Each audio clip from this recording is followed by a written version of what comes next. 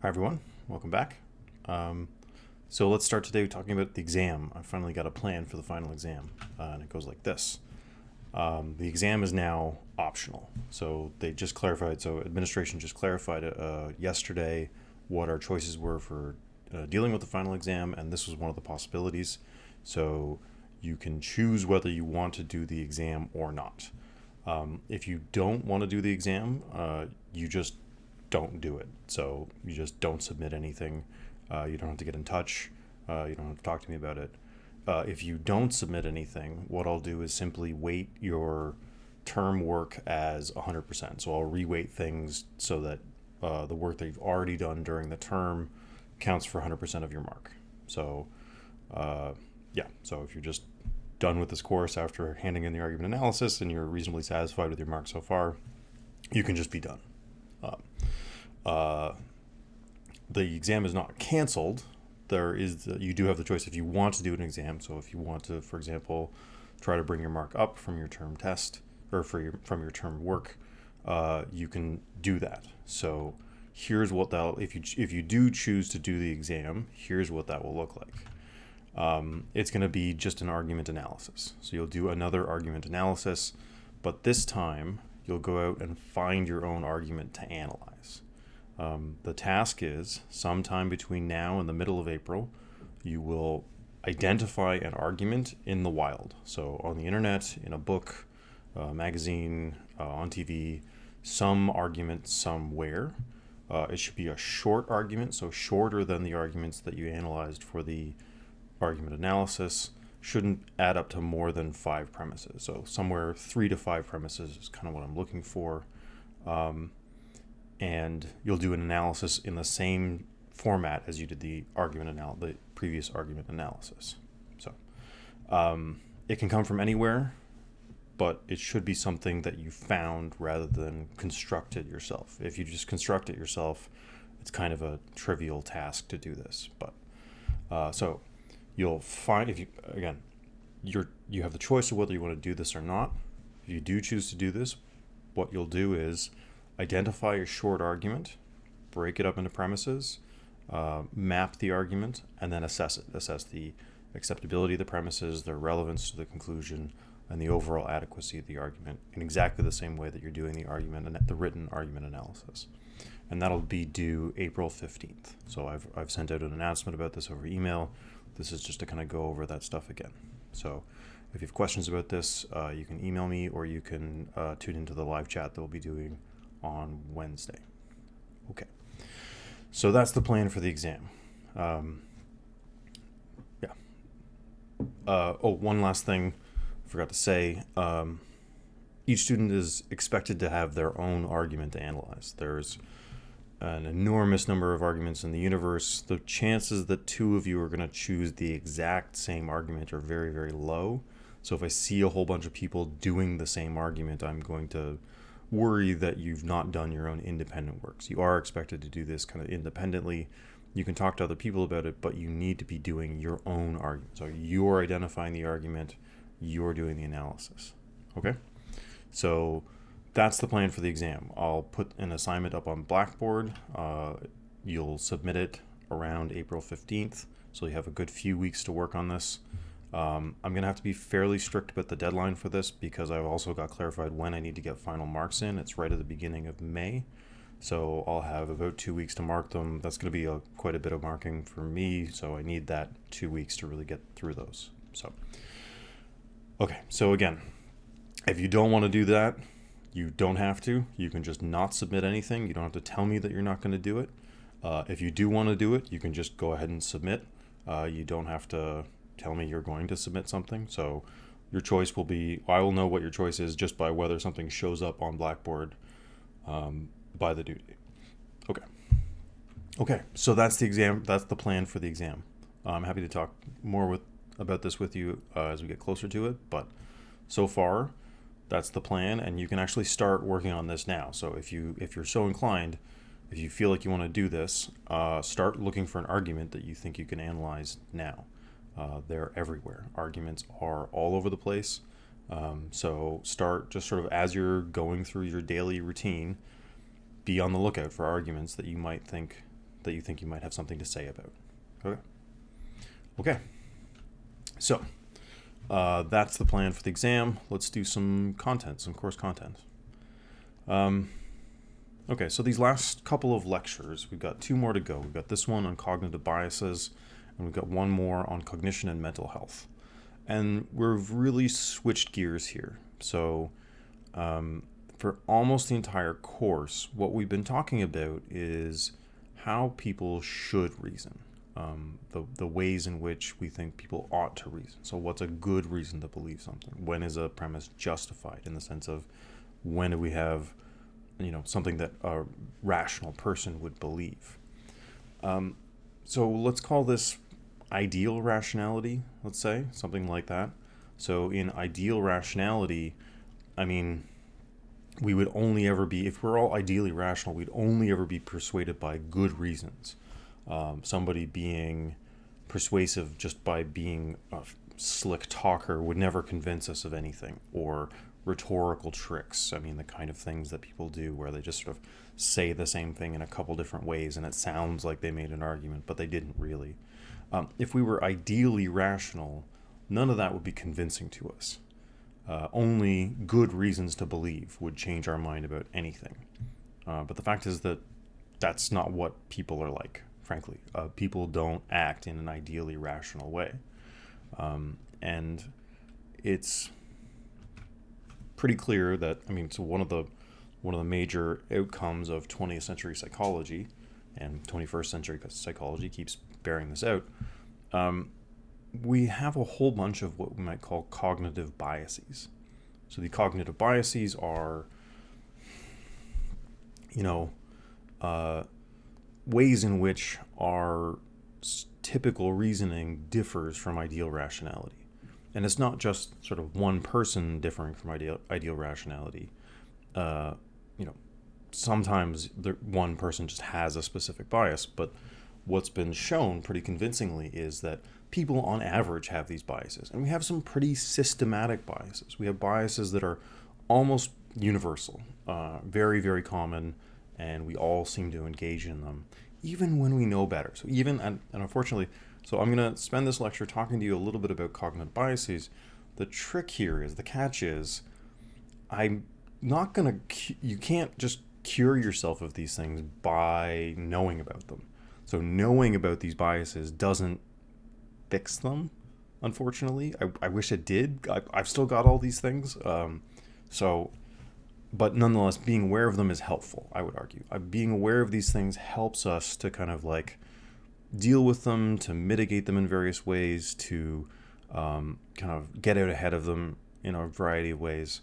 So, that's the hope here. So we can think about the ways in which our standard reasoning fails to reach sort of ideal rationality and be prepared for those things. Okay. So we've looked at a couple of these already. Just to remind you, I'll remind you of the ones that we've already talked about. So we talked about belief bias. That's a tendency to judge an argument to be valid when its premises and conclusion are true. So this is a bias about validity. It's a bias about when a premise is a good reason to believe a conclusion. And as we spend a lot of time and energy sort of in this course, picking apart validity from the truth, right? So you can have a valid argument with completely false premises, completely false conclusion, but nonetheless, if the premises were true, they would be a good reason to believe the conclusion.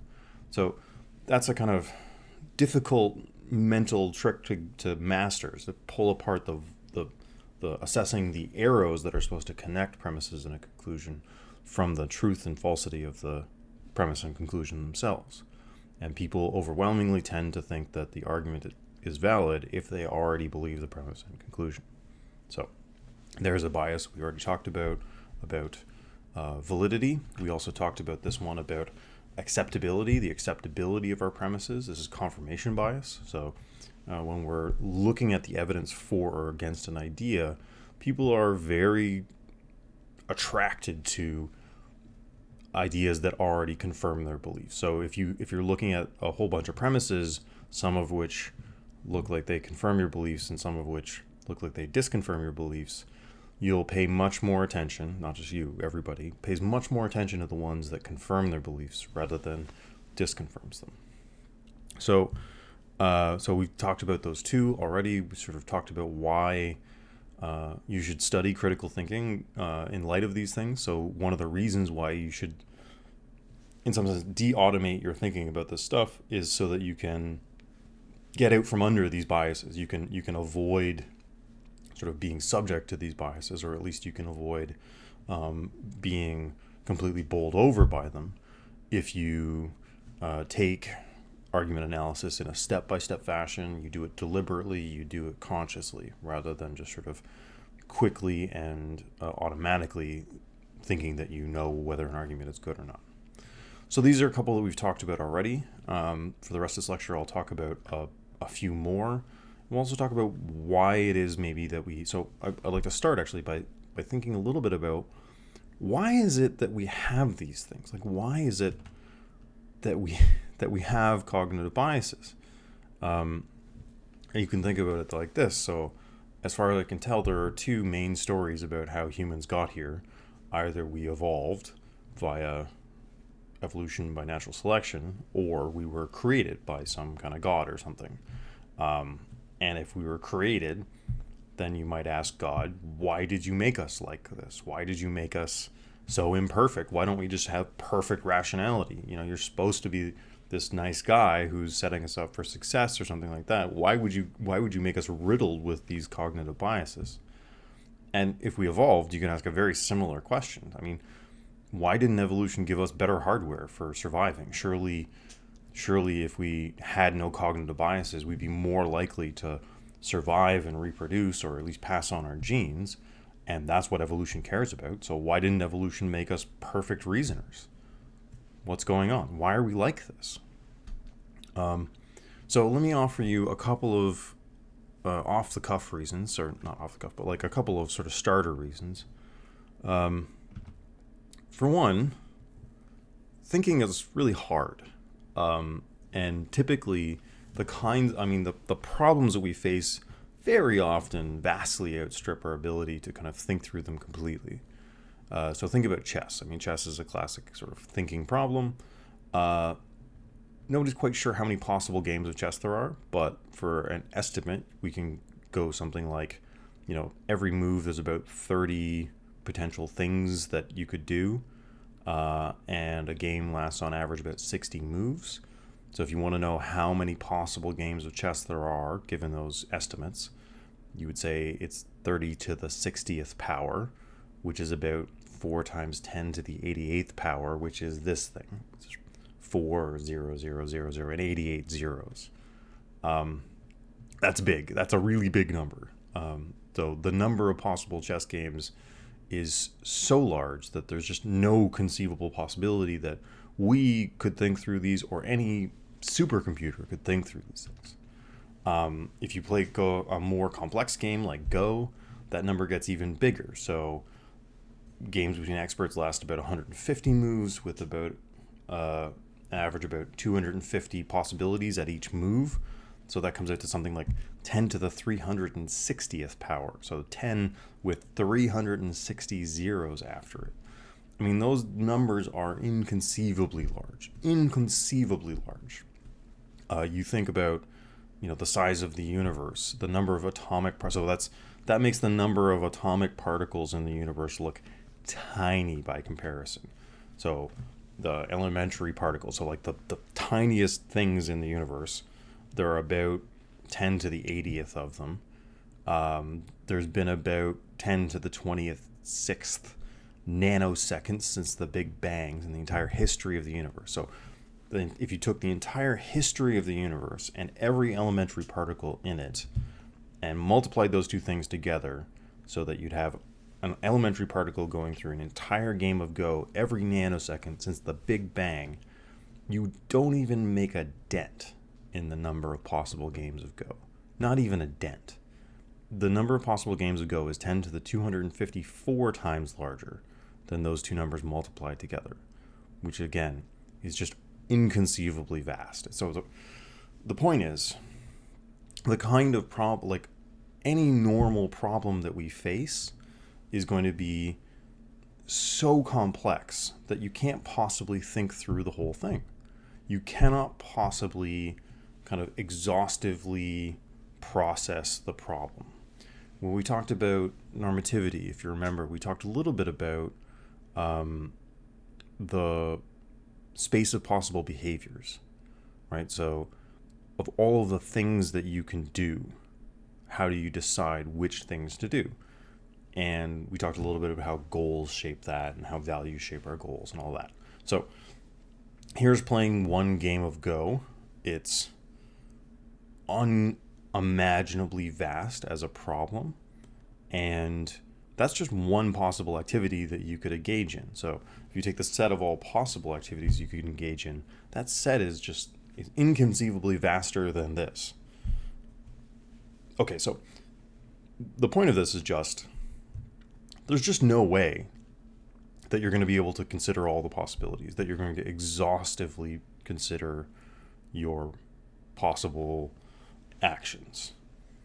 What we need are, might say, bias, like heuristics. So we're in what you might call the finitary predicament, what cognitive scientists like to call the finitary predicament. So that is, we have minds that are incredibly tiny compared to the vast and complicated universe that we live in. That's just a fact about our existence. So to go back to our original question, why are we like this? Why do we have imperfect rationality? Well, one main answer I would suggest is that we're in the finitary predicament. That is to say, our minds are just so incomparably tiny relative to the universe that we're operating in. Not even the whole universe, just a board game, like a regular board game, is so much more complicated than the kind of processing power that we bring to bear. So being in the finitary predicament, we're finite, means that we're always dealing with not enough time, not enough energy, not enough memory, not enough processing power, right? Exam season's coming up, so I'm sure that you feel like that a lot, and know that it's not just you. That's everybody all the time is in the finitary predicament. We've never had enough time and energy to actually think through all of our problems completely. So if you want to know why are we like this? Why do we have these biases? Well, one way of thinking about it is just that we're in this predicament. We're in this situation where you just can't think through the whole thing. There's no way. So what you have to do is come up with strategies to pay attention to just some small part of the universe. So what we do is put a frame around the universe. Yeah? You block out most of it. You ignore most of it. You home in on some tiny, tiny little part of the universe that you hope is the right part. We by no means succeed all the time, but hopefully we frame the world, we pick out just some tiny part of it that is going to be relevant to us. So we have attention, we have focus, right? We narrow in on just some little tiny bit of the universe, and that in some sense is a kind of bias, right? So you've got attention, which is focused on some small aspects of the universe, and that's the way it's gotta be because we're in the finitary predicament. But this makes you kind of automatically less than ideally rational, right? Because what you're doing, biases are, in some sense, ways of coping with being in the finitary predicament. Okay, but when you frame the world, the way that you frame it, right? So framing is ignoring almost everything, right? So when you put a frame around the universe, you ignore almost everything about the universe. But that means that you're ignoring most things. And the way that you frame it is going to have a big impact on how you perceive and understand and relate to the world. So, okay, now let's talk about what are called framing effects. Framing effects. So these are a type of cognitive bias. These have been noticed for a really long time. A lot of these cognitive biases are not like new discoveries. This is from the Zhuangzi. This is one of the most important Taoist texts. So this is an ancient Chinese philosophy called Taoism. So here's a fun little anecdote from the Zhuangzi. When the monkey trainer was handing out acorns, he said, "You get 3 in the morning and 4 at night." This made all the monkeys furious. "Well then," he said, "you get 4 in the morning and 3 at night." The monkeys were all delighted. Okay, so the monkeys are getting the same number of acorns, right? The monkey trainer just sort of flipped it around. So they reframed the way in which they presented the schedule for feeding the monkeys. And at one point, they were furious, and the other one, they were very happy. Ha ha ha, stupid monkeys, right? We would never be so foolish as these monkeys. But of course, I mean, the point of this little anecdote is A, that apparently monkeys used to be able to talk. I guess they understand human language. But B, more importantly, these monkeys act the way we do. So let me give you just a couple examples. So framing effects in the modern context mean something like this. People will respond very reliably. People will respond much more favorably if something is described as, for example, 95% successful rather than having a 5% failure rate.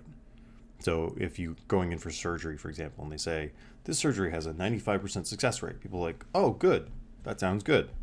If you say, this surgery has a 5% failure rate, people will be like, that sounds bad.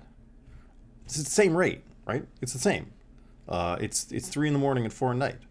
But people will very reliably respond differently to those different ways of framing the information. And this is just, I propose to you that this is just an effect of having to frame the world. That is, having to put the world in a little box, and the way that you put it in a box changes the way you respond to it. And there are biases in our responses. If you've ever wondered why restaurants often have, remember restaurants? Anyway, if you ever wondered why restaurants seem to have one outrageously expensive item, it's usually not because they think you're gonna buy it. That $40 steak or whatever at an otherwise reasonably priced restaurant is there to make everything else seem cheap by comparison. So what they're setting the parameters for price, right? So if everything was between $8 and $12, then you'll think, oh, $12 sounds expensive. But if everything's between $10 and $40, then you think, oh, well, $12, that's pretty reasonable compared to the $40 steak. So this is exactly like the monkeys. This is exactly like 3 in the morning and 4 at night. And here's an actual sort of, this is from somebody doing a study on this, a psych study on this. 93% of PhD students registered early when they were told that there's a penalty fee for late registration. So if you register late, you're going to have to pay extra. 93% of them signed up early. Whereas if you framed it as a discount for doing it early, only 67% of them signed up early. So it's the exact same.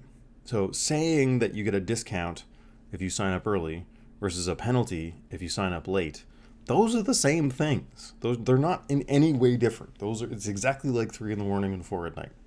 But people and PhD students, these are supposed to be the smartest people so they're supposed to be smart people. Even very smart people seem to respond to these kind of framing effects.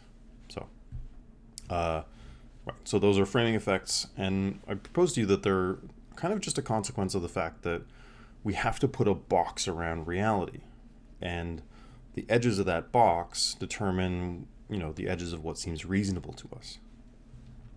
Right. So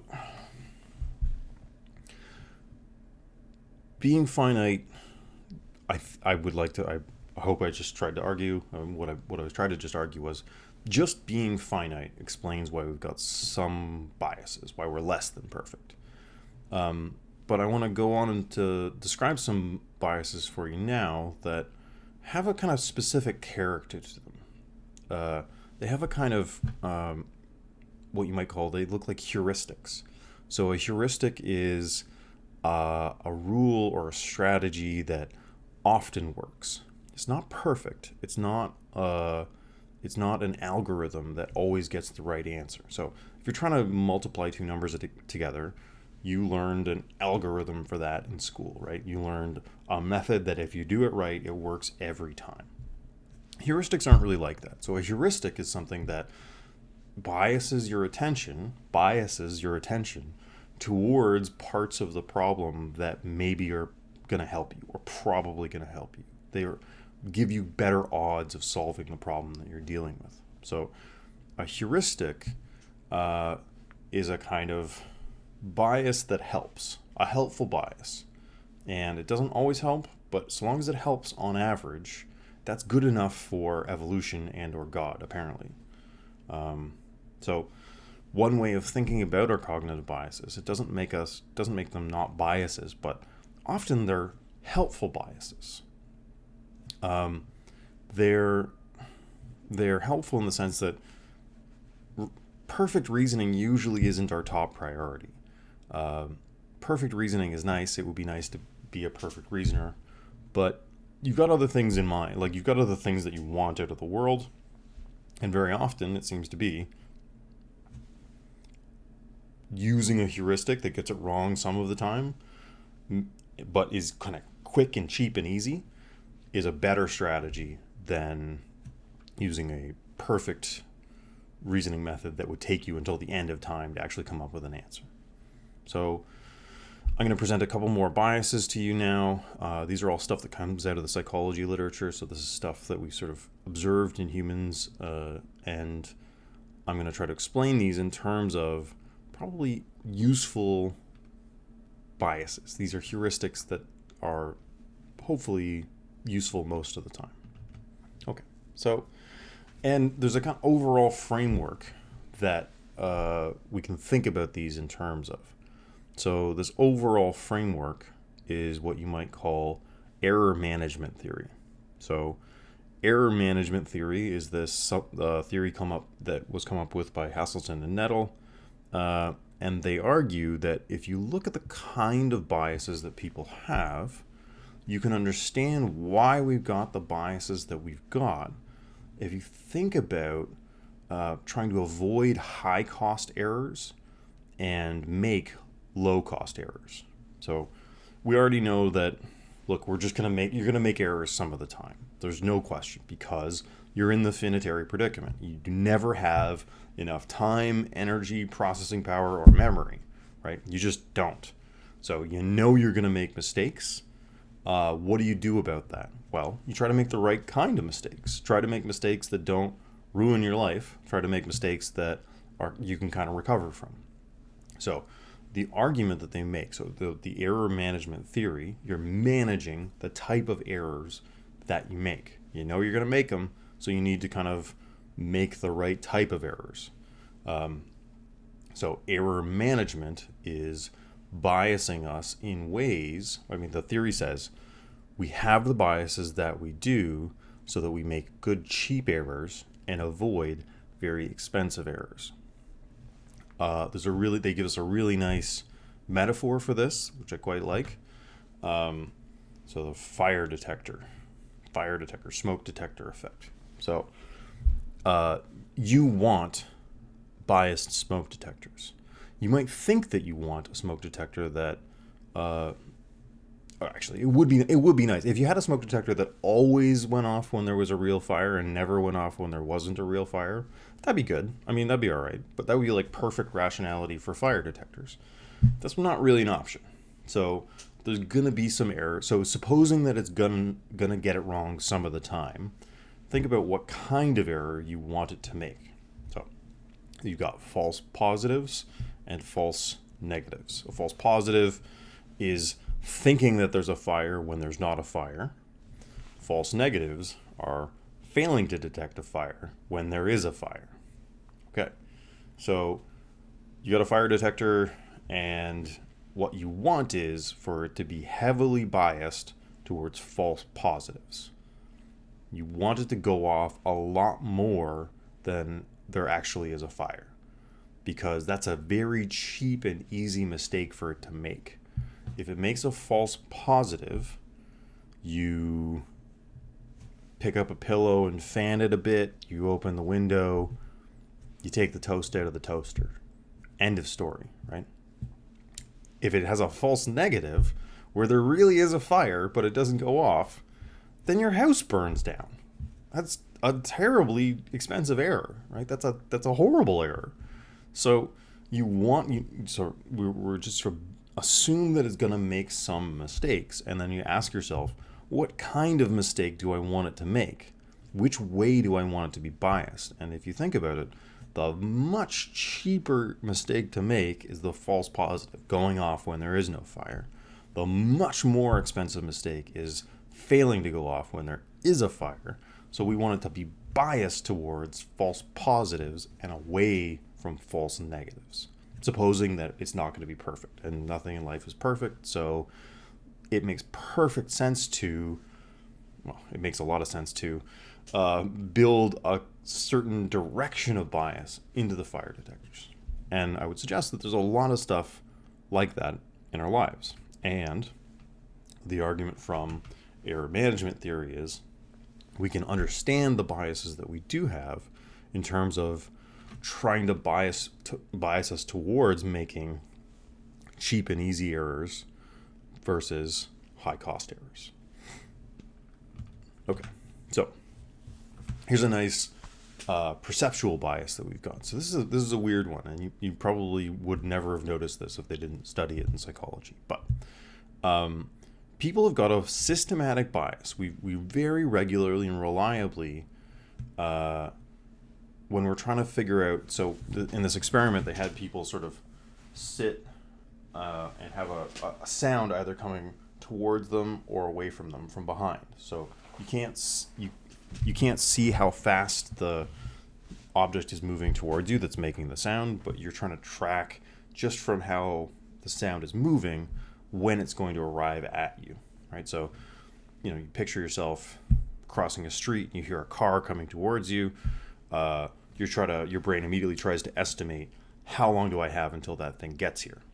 So if the object was moving towards somebody, they would think that it's going to hit them much sooner than it actually did. So they would underestimate how long it would take. Okay, so, but that didn't happen when the sound was moving away from them.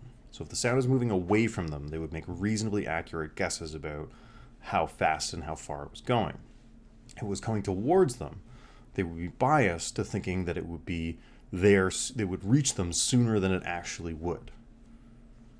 Okay, so now think about this in terms of error management. So if you overestimate how long you've got to turn around and deal with whatever's coming at you, it's probably going to hit you before you're ready, right? So if this is a buffalo charging at you, right? So a buffalo is charging at you from behind. You can't see it, and you think, "Oh, I got a few seconds." That's really bad because it's going to take you by surprise. It's going to do terrible damage to you. If you underestimate how long it's going to take, if you think it's going to arrive sooner than it does, well, what kind of error is that? Well, it's a cheaper error to make than not being prepared. So being over prepared for something coming at you from behind is a much better mistake than to be under prepared. So one mistake is much costlier than the other, and that seems to be correlated with what kind of biases we have, what kind of errors we make. And again, if something's moving away from you, we don't make that error. We reasonably accurately can guess how far away it is. But if it's coming towards you, then it's dangerous, potentially dangerous, and you want to be over-prepared, not under-prepared. If you had to choose, you want to be ready earlier than you had to be rather than later. Yeah. So I think this is a really nice example of the kind of thing that error management predicts, right? So one error is much costlier than the other. So we're going to be biased towards making the less costly error. Okay. So that's a kind of perceptual example. We've got a bunch of cognitive examples as well. So thinking rather than perceiving. Okay, so here's another kind of well-established cognitive bias. Um, People tend to value small, short-term rewards much more than larger rewards in the future, called hyperbolic discounting. So people said when they were asked, they would be indifferent. That is to say, they like equally well the prospect of getting $15 right now, $30 after 3 months, $60 after a year, or $100 after 3 years. So unless you think something really big is going to change in your life between now and later, uh, you know, $15 now versus $30 after 3 months. Like, I don't think that people actually thought that they would need the $15 much more than they're going to need $30 in 3 months. For most people, their lives are steady and continuous enough that you'd prefer the $30. I mean, if you were sort of standing back rather than from your own kind of perspective in the world, you'd say, no, take the $30, or better yet, take the $60 or the $100, because you're going to need $100. 3 years from now, you're going to need $100. But people very, very regularly and reliably, they want the $15, or at least they're perfectly happy to say, I'll take half as much money if I get it now than twice as much in 3 months. So this is often taken to be a kind of less than ideal reasoning or something like that. But maybe we can think about this with error management theory. So, and especially we can think about the kind of uncertainty in our lives. Very famously, there's this marshmallow test. So for a number of years, this is something that sort of psychologists have changed their mind about in the last decade or so. For a long time, psychologists would tell you that a child who can pass what's called the marshmallow test is just much more likely to do well in life. So the test is this: you put a marshmallow in front of the kid. You say, if you can not eat that for 10 minutes, I'll give you 2 marshmallows. So, and they just leave it's a cruel test. They leave this kid in the room just staring at a marshmallow, trying not to eat it, with the promise that another marshmallow is coming if they succeed. And what they found was kids who ate the marshmallow right away had poorer kind of life outcomes, life earnings, and their chances of going to jail and chances of doing well in school and all that stuff. Their lives would go better if they could wait the 10 minutes than if they ate the marshmallow right away. The conclusion that they used to come to was that self-control is what makes the difference. Being good at delayed gratification is what makes people successful in life. But more recent research on this has sort of checked in on this and tried to see whether that holds up. And what they found was the most predictive thing of whether the child would eat the marshmallow or not was whether they trusted the adults in their life. So if you have a whole bunch, if you're a little kid surrounded by unreliable adults, who don't come through on their promises, it's probably a good idea to eat that. There's a marshmallow right in front of you. Eat it now, right? Eat it now because they told you they're coming back with a second marshmallow, but they told you a lot of stuff, and they're unreliable. So don't believe them. Eat the marshmallow. Now, that seems like a nice example to me of error management theory. So you might be wrong about whether they're coming back with a second marshmallow or not. And in one of those scenarios, you waited 10 minutes for nothing, and maybe they come back and take the first marshmallow too. In another scenario, they come back with a second marshmallow. But for you, the horror of like losing it all versus you could have had a marshmallow right now outweighs the possibility that they're going to come through with that second marshmallow. So one mistake is costlier than the other. So, and the same thing with hyperbolic discounting. So in general, adults do this thing of hyperbolic discounting, and you might think about it in terms of how reliable or unreliable the world is. So if somebody says, I'll give you $30 3 months from now, who knows what's going to go on 3 months from now, right? So it might be actually more rational to deviate from ideal rationality given the level of uncertainty in your world. So there's another sort of thing that's held up as a cognitive bias, but it might end up being just a good strategy given how we're all trying to navigate the world with limited information about what the future is going to be like. So eat the marshmallow. Okay. So these guys also talk about, in error management theory, they distinguish two broad classes of biases, one of which are optimistic biases and the other are pessimistic biases. So we'll do optimistic biases first. Okay, so they say, quote, people have been shown to have unrealistically positive views of the self, unwarranted optimism about the future, and to believe that they control the flow of events to a greater extent than is logically warranted. Okay, so I should note for sure that what they're talking about when they say people have been shown, they're speaking generically. They're not speaking universally. So they're saying, generally speaking, people have unrealistically positive views. If you look at subpopulations of people, for example, people with depression do not have optimistic biases. People with depression are not subject to these.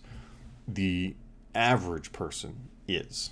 So keep that in mind. We're talking about people in general rather than every specific person. But let's talk a few optimistic biases. So here's something to keep in mind next time you're on the road.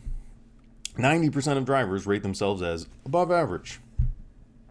Well, you know for sure that half of drivers are above average. Exactly half of drivers are above average. That's what average means. So there's no possibility that 90% of people are above average. Similarly, the average married person believes that there's no chance that they'll get divorced. But like half of marriages end in divorce. Here's one that's undoubtedly culturally specific. 86% of parents rate their children as having more positive attributes than average. That's definitely not true for all cultures. This is a North American thing, but yeah. So most parents think their children are above average. So these are optimistic biases. So again, let's sort of think about this in terms of error management.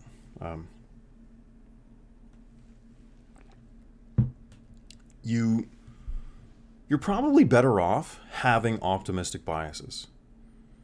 Honestly, you're probably, if you had to make an error in one direction or another about, for example, whether you're a good driver, you're probably better off believing you're a good driver and having the steadiness and confidence that comes from optimism than to believe that you're a below average driver and be nervous and tense all the time. You're probably going to do a better job at being married if you're confident that you're going to stay married. If you're like, 50-50 will see this thing out, so why should I try very hard? That's not a good strategy for staying married. That's a bad strategy. Having confidence, believing in yourself, very often gets you ahead in the game. That is, believing in yourself, even to an unwarranted degree, is going to give you better than average odds of improving your performance.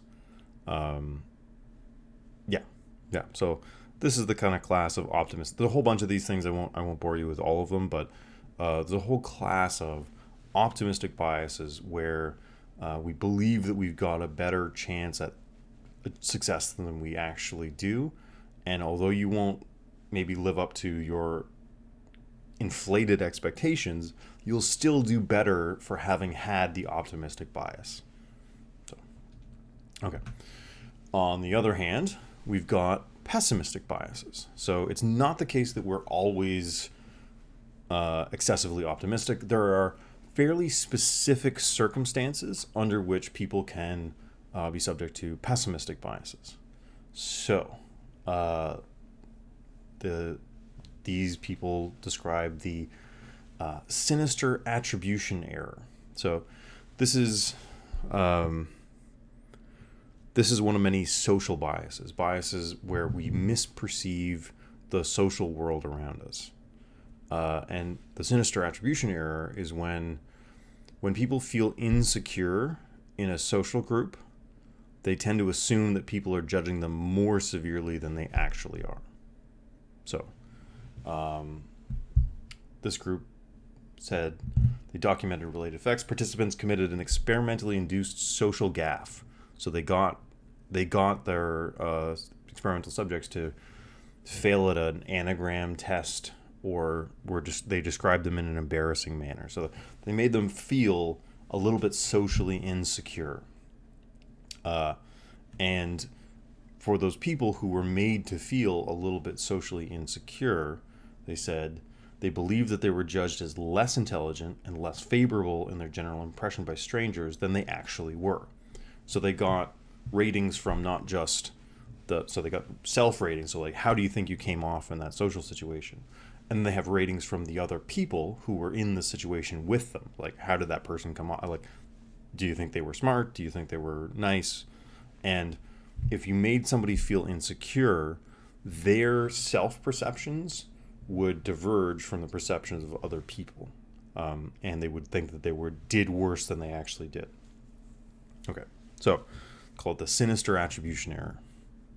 Now, try to think about this in terms of error management. And especially try to think about this in terms of let's say, the context in which we evolved. So, humans in our ancient past and today, we're very vulnerable when we're completely alone. To be kicked out of your social group as an early human was really bad. Your chances of survival went way, way down, because biologically humans are just we're soft and we're not that fast, and we don't have sharp teeth or claws. We don't have shells or feathers to fly away. We're basically just meat popsicles. We're just delicious and soft and not that furry, so it's fun to eat us. But 20 humans who have learned from each other how to talk and how to make weapons and how to coordinate could take down any animal on the planet. We are the apex predator on the planet when there's 20 of us. When there's one of us, we're a delicious snack for many, many animals. When there's 20 of us with some culture that we've shared, with some learning and training, there's nothing on the planet that could even begin to take us on. So, being in a social group vastly improved your chances of survival as an early human. Less so today, like you can as an isolated individual, of course, survive today. But we've still got this instinct that, oh my God, if I get kicked out of the social group, I'm going to die. It feels like you're going to die if you get ejected from a social group. And I strongly suspect that's kind of a hangover from our evolutionary past, when it literally would mean that you would die, because you can't make it as a human alone in the woods. Like, it's just not a thing people are likely to do. Not zero chance, but your chances go way, way down. So, back to sinister attribution error. You're an early human, you're trying to fit into a social group, and you do something bad. You do something embarrassing or socially inappropriate. Which error are you better off making? Are you better off thinking you made a big error and therefore you try hard to kind of get back into the group, so really, really sort of work to smooth things over? Or are you better off making the other kind of error where you think, nah, that's probably fine. It wasn't that big a deal. I'm okay. I don't need to apologize. I don't need to try to smooth things over. It's fine. I'm probably fine. You probably want to make the first type of error. You probably want to overestimate how serious your social infraction was, so that you never miss one. You never just assume that things are fine when they're not. Yeah. We see this also in romantic relationships. So, in the context of romantic relationships, Friedman, Fletcher, and Overall and Press found that men and women tended to underestimate the degree to which their partners had forgiven them after a transgression. So, for example, insults or flirtation with others. So, you say something nasty to your partner, you realize that they're mad at you. Both men and women would underestimate the degree to which your romantic partner had forgiven them. And with transgression severity controlled, this bias was strongest in partnerships that characterized by less relationship satisfaction. So again, think about this in terms of managing the kind of errors that you make. Think about this in terms of error management.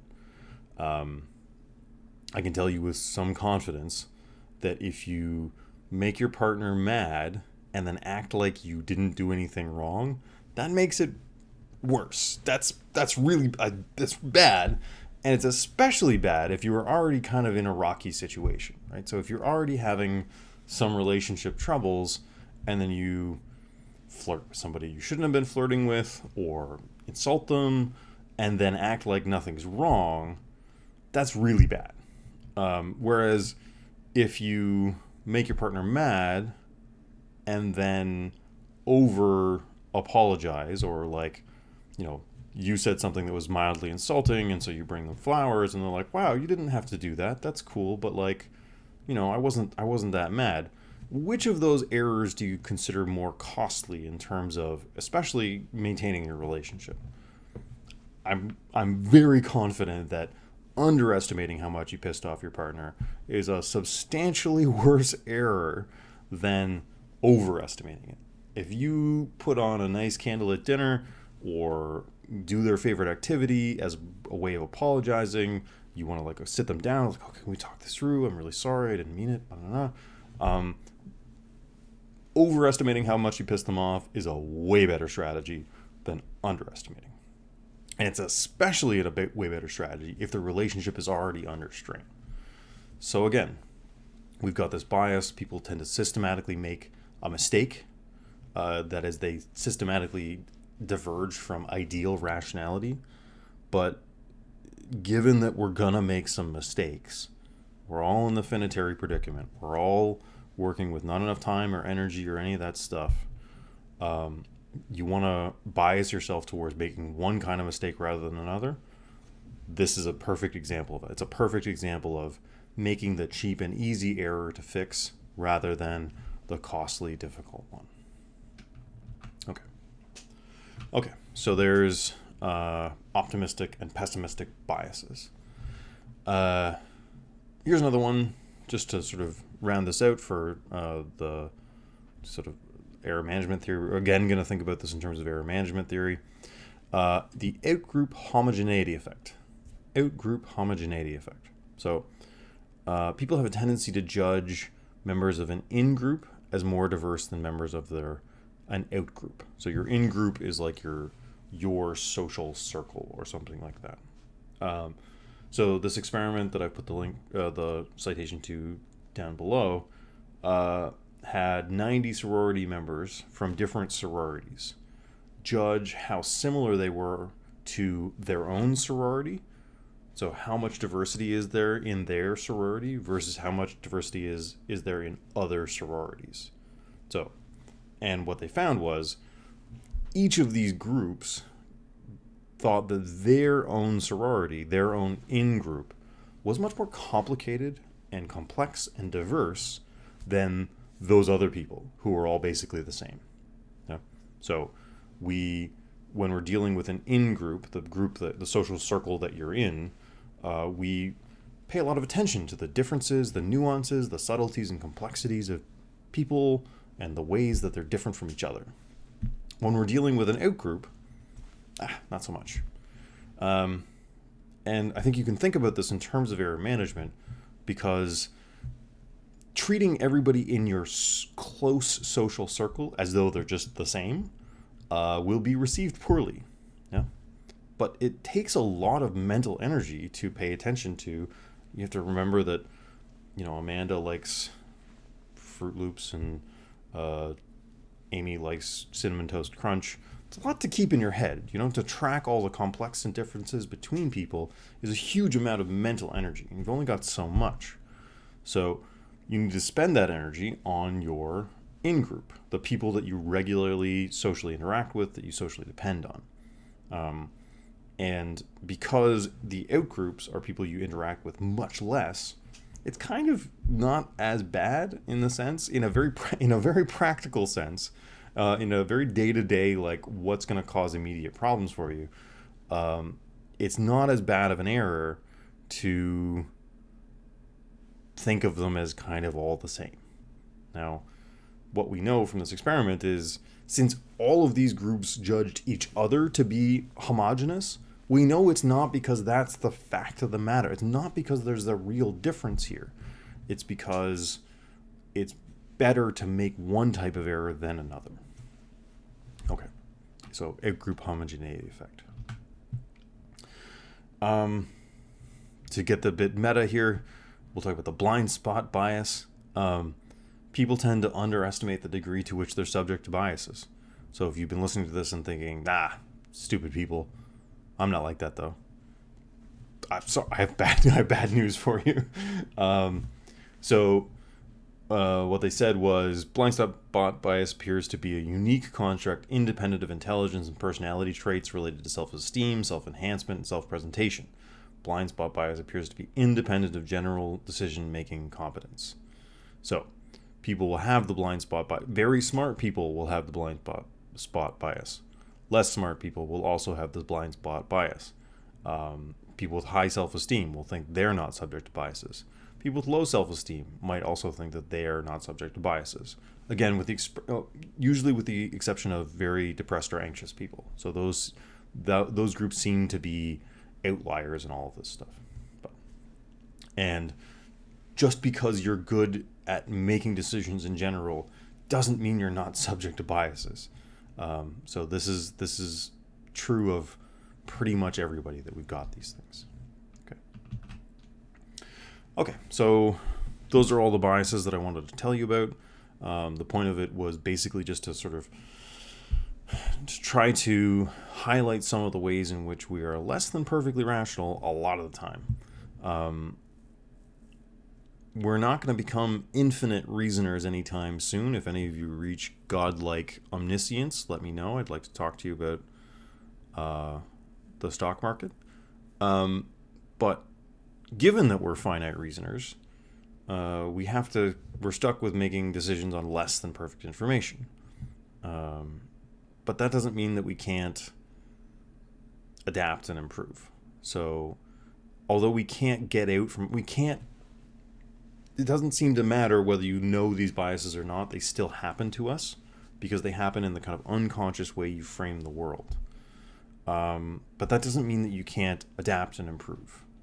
You can change the way your mind works if you are willing to kind of engage with this stuff, try to pay attention to the ways in which these biases are active in our lives. So, human brains are amazing organs. They can massively reorganize themselves with they have a property that's called neuroplasticity. Neuroplasticity causes a lot of problems for us because you basically made your brain from scratch. This is the probably one of the reasons why so many of us end up so odd, because you had to make your brain from scratch. So the cognitive psychologist and philosopher Alison Gopnik uses this really nice example of the differences in ways brains are made up. So a chicken is basically done learning how to be a chicken in about 6 weeks. They're really good at pecking at things. That's kind of it for being a chicken. Like, they really got a limited skill set that they have to master, and they more or less come hardwired with those skills. Like, it takes a little while to get your kind of motor skills together as a chicken, but they're kind of just chickens right off the bat. If you compare that to ravens and crows, there's a huge difference. So ravens and crows sometimes need to be supported by their parents for like 2 years before they can feed themselves. So a much, much longer period of development. And that period of development pays off in the end, because a raven or a crow ends up with problem solving skills comparable to like a human toddler. Like they can do really complex problem solving stuff that they never would have sort of appeared in their evolutionary past. This is a picture of I think it's a crow, where they put a bit of food at the bottom of a tube with some water in it, and the crow is dropping rocks to raise the water level so it can get at the food. It's a very clever solution. It's an insightful solution to a problem that it's never seen before. It can work that stuff out. And the reason why it's got this incredibly flexible reasoning ability is because it made its own brain from scratch. It took that 2 years to kind of put it all together for itself rather than coming hardwired for a few narrow tasks. And that's what we're like. We're like the super ravens or the super crows. It takes us decades to get our brains in order. It takes a really long time. We build our own brains from scratch in a deeper way than any other animal on the planet. It's what makes us kind of unique. We really put it all together every time we go through the human life cycles. Every time you go from being a baby to an adult, you really got to learn everything.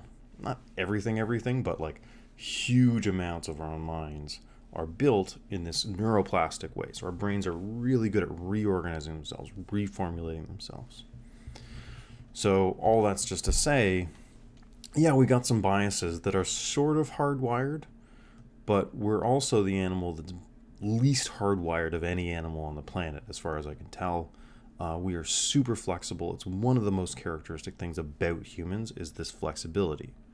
So just a couple of strategies for thinking about this stuff. I mean, ways in which you can flex that human plasticity. The point of telling you all this is so you can just become aware of your biases, that you can know that it's not a failure. If you have a bias, it's usually not a failure of you. It's not that you're a bad reasoner. It's that you're in the finitary predicament, like all humans, and you just have to deal with that somehow. Biases are our way of dealing with this, and if you're aware of them, you're less likely to get caught by them in really malicious ways. We talked earlier in the course about using confirmation bias against itself. So if you've got a view on something and you're getting some pushback on it, then you can flip your hypothesis over. So if you believe that you usually do the dishes and your roommate tells you no, I usually do the dishes, you're probably subject to confirmation bias. You're probably, the cases in which you did the dishes are shining out in your mind brightly, and the ones they did the dishes are probably less salient to you. Well, you can use confirmation bias against itself. So say, okay, now my hypothesis is they usually do the dishes. Can I think of any evidence what does the evidence look like to me now? So you can flip and probably, I do this fairly regularly. Evidence that would have gone against your hypothesis now starts to kind of shine out brightly, right? So the cases where your roommate did the dishes, oh yeah, they did, yeah, they did do it then. Okay. So we can flip confirmation bias against itself by considering possible counter arguments. In general, you can just cultivate what you might call epistemic humility. Just consider that you might be wrong. Just know that maybe you're not right about things. Even if it feels like you're completely right, consider that maybe you might not be. And finally, you can do basically what science does, which is to sort of organize your decision making around reducing bias. So you can have people check you. You can go into organizing the way you make choices, knowing that you've got these biases and trying to filter them out. Again, so in science, you've got things like peer review, where you think your hypothesis is right. So what you do is hand it over to somebody who has no investment in whether you're right or not, and ask them whether your argument works. That kind of thing is organizing decision making in a way that tries to reduce these biases. So, that's that's all I have in terms of trying to figure out how to deal with these things. They're ever present in my life. They're probably ever present in your life as well. And I just strongly recommend that you sort of be aware of them, because if you're not, then the kind of arguments that you're willing to accept will be less high quality than if you're kind of on the lookout for these things. And that's going to become especially important when we think next time about cognition and mental health, because these biases really get pernicious when we're willing to accept arguments about ourselves and about our lives that are detrimental to us. So next time we're going to talk about the way in which basically all of the skills that we've been learning all semester are applicable to our own kind of inner monologue, our own inner thoughts, and the kind of arguments that you present to yourself about your life, and how that can influence whether we are mentally healthy or not. So this cognitive biases stuff is sort of partly because I think it's important in its own right, partly because it's trying to set us up for talking about cognition and mental health. Okay, that's it for this time. Thanks, everyone.